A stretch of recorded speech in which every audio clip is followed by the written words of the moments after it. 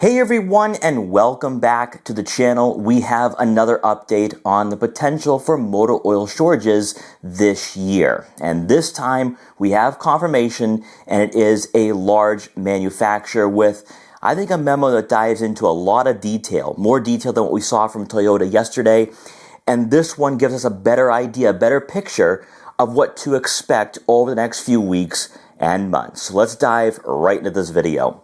So issued May 1st, I don't know if this is necessarily a TSB, but rather a memo to the dealership networks for Nissan.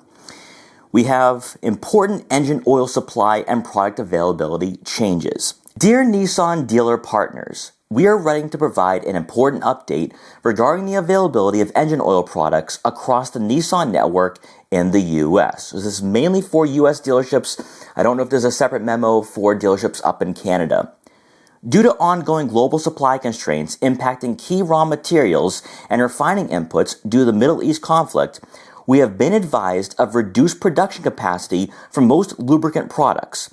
As a result, Nissan will be implementing the following adjustments effective May 1st, 2026. So whatever they've done so far is 2 weeks old, and they've already been putting this into place.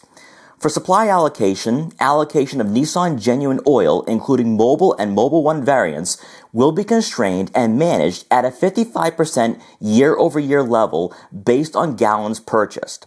Bulk and packaged genuine Nissan oil supply will be limited to 55% of prior year volumes on a year-to-year basis. This approach is designed to maintain consistent supply across the dealer network and minimize the risk of localized shortages. So we have seen a major reduction here, and this could possibly affect Infiniti dealerships as well. Haven't heard anything from Infiniti yet, haven't seen a memo, but most likely if Nissan's putting this out to their dealer network, Infiniti has heard the same thing.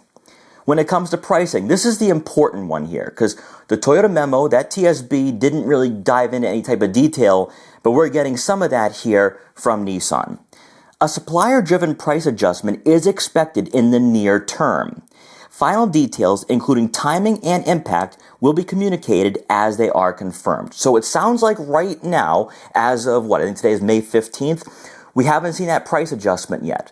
But as we've seen in the prior video and from people who do work in the industry, that there will be price increases on oil changes and oil supply. So we're now getting some verification from other sources. This is huge. So what is Nissan's approach to all of this? Nissan recognizes the critical importance of consistent oil supply to your service operations.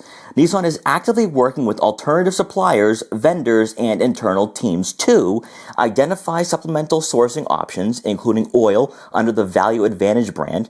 We will work with dealer partners to prioritize supply for critical service needs.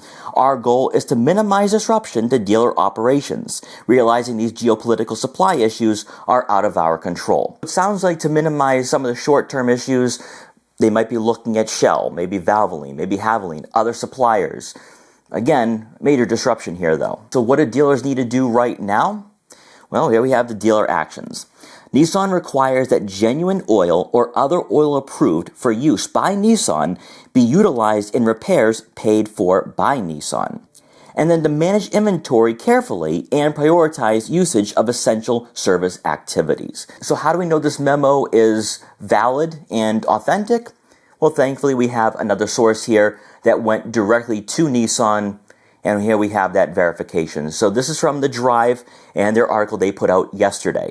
On Wednesday, we reported on a service bulletin that was allegedly sent to Toyota service departments with instructions on rationing motor oil stocks due to an impending shortage. On Thursday, a tipster sent us a copy of a similar bulletin drafted by Nissan in anticipation of a similar supply crunch and an impending price hike for service departments. A Nissan spokesperson confirmed the authenticity of the bulletin to The Drive, noting that while the bulletin is real, it has not actually been distributed to Nissan's dealer network. And this article goes further on to say that Nissan is closely monitoring current oil supply constraints in coordination with our supplier partners, the spokesperson said in an emailed statement. We remain fully committed to supporting our dealers and maintaining a high level of service for our customers. the rest of the article is basically a copy and paste of the memo that Nissan allegedly sent out to their dealerships, or as a spokesperson said, didn't want to confirm that has actually been sent to dealerships in the US. But that memo is dated May 1st, and Toyota's TSB, which still hasn't been verified yet, was issued April 30th. And then from what I'm hearing from General Motors and my contacts at dealerships, they got this memo a couple of weeks ago. So everything is following into that same timeline of around April 30th, May 1st. But more specifically for this memo, for this TSB from Nissan, we get a better idea as to what is going on. Limited supply, also higher prices, which hasn't been determined yet. But we talked about this last video, where you could be paying a lot more to get an oil change.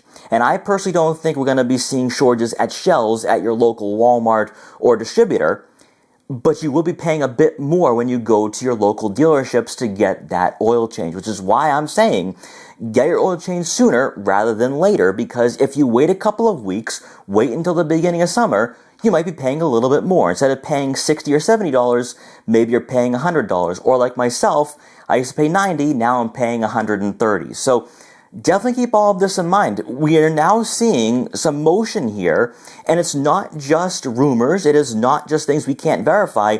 We now have about 3 manufacturers who have at least shown something to their dealerships or have issued a TSB. And I think with Nissan, even though again the spokesperson doesn't want to confirm, this is as close to confirmation as we're ever going to get here, at least right now. And I expect to see more manufacturers issuing statements in the following weeks. So guys, I will be staying on top of this over the next few days, weeks of course, to see what is going on here.